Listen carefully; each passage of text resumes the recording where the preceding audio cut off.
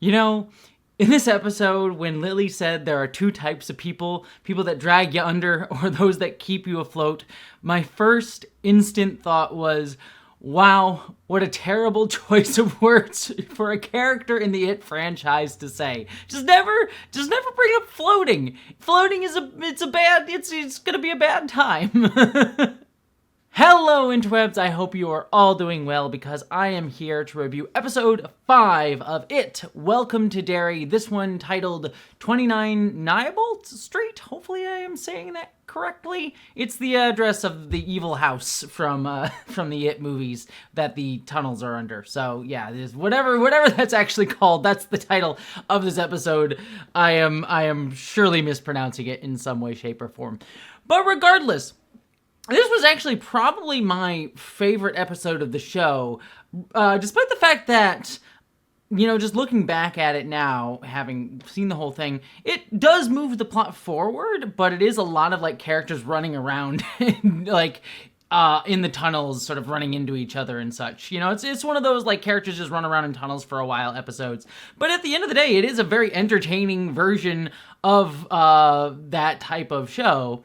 And I really ended up liking it. The biggest thing here, though, for me, is we finally get to actually see Pennywise fully and completely, played by Bill Skarsgård, redoing his role from the It movies.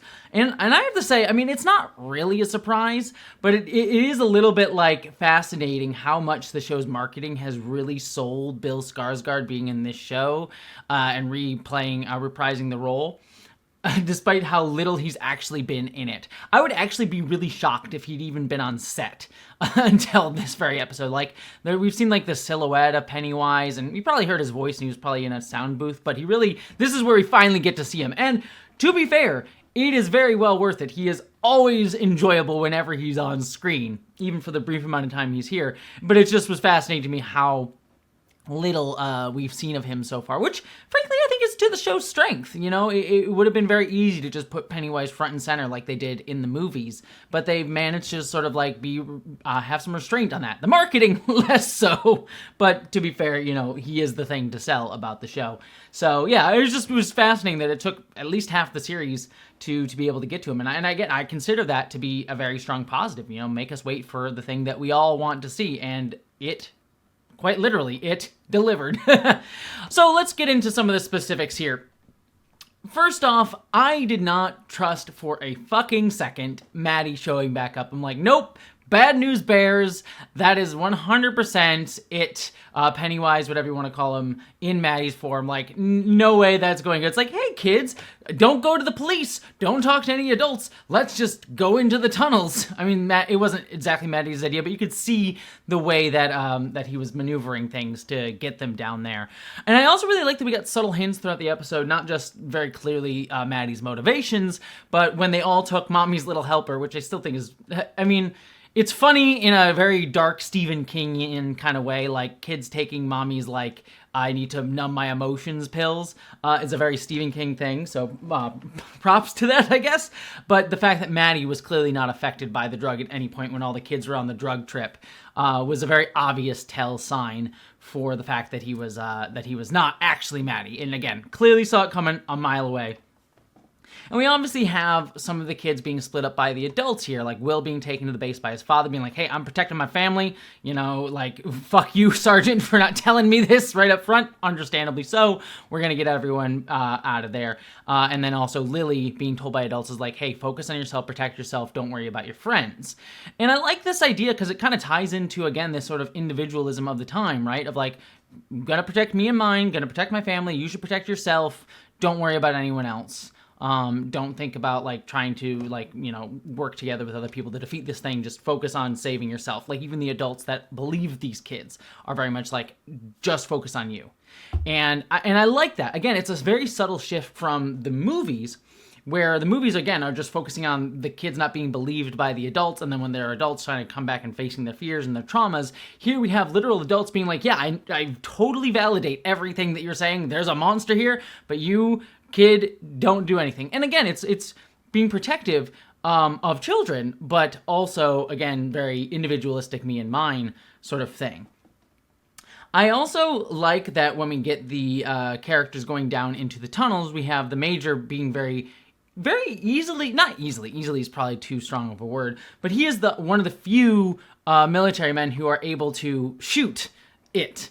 In the form of his wife, which I feel like is very telling. Again, we talked about this last week about his relationship with Charlotte and how she's very much like buck the system, push back against the system, and he is very much like, I want to sort of be sort of seen as exceptional and try to work through the system and show myself that I can do good by this system, even though at every point the system is betraying him. The sergeant is clearly like willing to use the Major, like put his family at risk, as we saw here, by not telling him that he was moving into Derry where his kid would be at risk. And we also even see the sergeant at one point watching a TV monitor where we see him literally watching the civil rights protests that were happening around the time. It's an ambiguous face, but you can kind of get the vibe that he's not super approving of that. And then also the fact that, he's been lying to the indigenous group here. He's been lying to Rose quite clearly, as we see here. I really like this actor, the sergeant. I don't remember the actor's name off the top of my head. But I like that he is able to play this like very soft-spoken guy who seems very nice and affable and kind on the surface, and yet he is this military commander who is willing to use, the men underneath him, black people, indigenous folks, and utilize them to get what he wants to protect the country. Even though he's putting on a happy face. But yes, going back to the Major, he's able to shoot his wife, and it kind of is telling about their relationship in the sense that like he is somewhat hostile to her, bucking against the system ideology, as we saw last week. So again, it wasn't easy for him to shoot his wife in the form of it. Obviously, it was very much like, why is my wife down here? Oh, I realize this is not actually here. I'm able to shoot her. But it does kind of speak, again, a little bit to the underscore of their relationship as well, too. And the tensions within it that I think is very, very fascinating in a symbolic way that is very, very cool. The show is playing with a little bit. I also really, really like Rose and her relationship with Daniel, and her trying to protect Daniel and sort of giving him the piece of the meteor to protect himself. The one very frustrating thing with that, though, is when Daniel tries to escape and he does get away, he drops the thing. He drops the piece of meteor. I'm like, Daniel, you had one job, my dude. One freaking job to not lose that thing. Obviously, it ends up good for Lily down the road, but Daniel, come on, man. Come on. The other thing I want to brief mention here is I did find it fascinating that the American soldiers who went down into the tunnels, their fears were expressed in the form of Uncle Sam. The military recruitment poster is I Want You.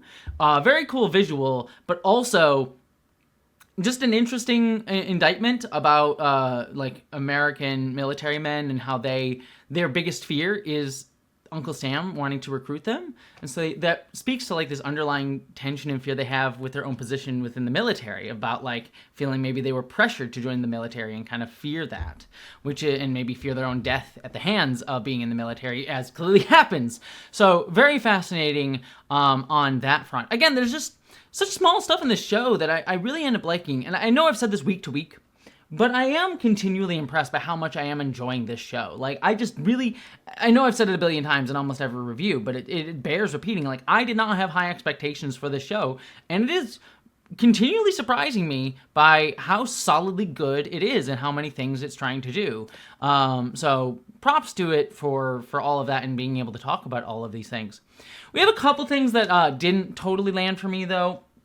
We have Mrs. Kirsch, who Lily's nurse, and who Lily goes to and talks to, and clearly she has an abusive or at least negligent husband, and it turns out she's the one that Hank Grogan was seeing on the DL. And obviously she goes to Charlotte and when Hank escapes and all of that jazz. It's fine. It feels like there's some missing pieces there. She's just kind of it feels like she's there to sort of give more plot to fill out the 8 episodes. Maybe it'll end up going somewhere, but she's just kind of been in the background for so much of this and now is tying into the Grogan stuff. And maybe it'll go somewhere with her, but for the most part, she just kind of seems there. So willing to give the show a little bit more time with her, but for right now, I'm sort of like, okay, where are we going with this? It feels very ancillary to everything else going on. I mean, obviously it ties into the Hank Rogan stuff, but even that, I'm sort of wondering, where is that going? Where is everything going with Charlotte? Other than like talking about the, the way black men are treated and how this sort of ties into just like, Charlotte's sort of very anti-authoritarian or anti-American sentiment, or even like anti-pushback against the system sentiment, probably is even the better way to put that. Because she even says she wants to make the system, last episode she said she wants to make America worth saving. So there's a bit of a reformist bent rather than necessarily revolutionary bent to where she's thinking about it. But still, at the end of the day, these are interesting ideas. I'm curious to see how they're all going to tie back into the plot, because the only way it really ties into the plot for me at this point is Ronnie's motivation and her wanting her dad to she wanting to prove that Pennywise exists so she can get her dad off the hook. So that's kind of where this all ties in the plot for me. Otherwise, it's sort of ancillary to everything. We also get the Major shooting his friend when he thinks Will might be Pennywise in the sewers. It was fine. I mean, I didn't really have much of I wasn't invested in the Major and his bestie's relationship, so when his bestie gets shot and dies, I was like, okay, it's a dramatic beat, but it doesn't really do much for me here. It works fine enough for what it's doing, of like motivating the Major to have more of a personal investment in getting back at Pennywise, but otherwise it doesn't really do much. The moment, though, and I've mentioned this before, that really I loved was Bill Skarsgård showing up finally as Pennywise. Really phenomenal, even in the small bits that he gets here. But the best part was when he's coming at Lily, and, he's like morphs into his Lily's father, all cut up at the pickle factory, and then coming at her with his mouth open with all those teeth that we know Pennywise has from his other appearances in the movies. But I loved that moment where he's like right at her and he stops, and you like have this moment where his like teeth are out and he like looks down and there's the piece of the meteorite that prevents him from going after Lily. I thought that was just a very funny, but in a very like creepy way visual. I really liked it. Just that visual of him like being right there and then having to go back was just very creepy and just visually cool. I liked it. It worked very well for me. So now Lily has the plot device meteorite, the MacGuffin that we're all going to be going after at this point. But still a solid moment there. I think that's pretty much everything that I had for all of this. So yeah, just looking at, like I said, looking at this was again, a very solid episode. The other thing, too, is we had Dick Halloran sort of having memories of his grandma and his dad being I think it was his dad, being very abusive and, like, wanting him to, like, let out his shine. And obviously that also being Pennywise, sort of using his memories to now Dick's sort of shine is out and now he can see dead people or whatever it's going to be. So I'm curious to see where ultimately that's going to go, because now we have the Major's friend who died being seen by Dick. So maybe there might be someone else going on there too. So that might ultimately lead somewhere more fascinating. Again, didn't do a ton for me in this episode, but it is a little like moving the plot beats forward that I am curious to see where the show's going to go with it. But not a ton to say about it right here too much. Ultimately, though, like I said, this is a really solid episode. I think on an entertainment level, just purely entertainment level, this is the one that I enjoyed the most. And it's starting to weave threads through some of the themes that we've been seeing throughout the entire season. It's not necessarily the deepest of the episodes that we've gotten, but certainly one pulling along some of the more deeper ideas. The only negative I would say about this episode is that there's just a couple plot lines here that may end up paying off down the road, but it's a little hard to exactly see where we're headed with them now and if they're going to feel like they're going to be worth my time at the end of the day. Because say what you will about Stephen King plots, I've enjoyed many, many of them.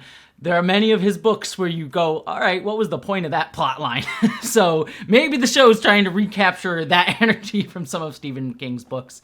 We'll ultimately have to see. But yeah, still a very solidly entertaining time from It Welcome to Derry. What did you think, though? I'd love to hear all of your thoughts in the down below. But beyond that, my friends, I hope you live long and prosper.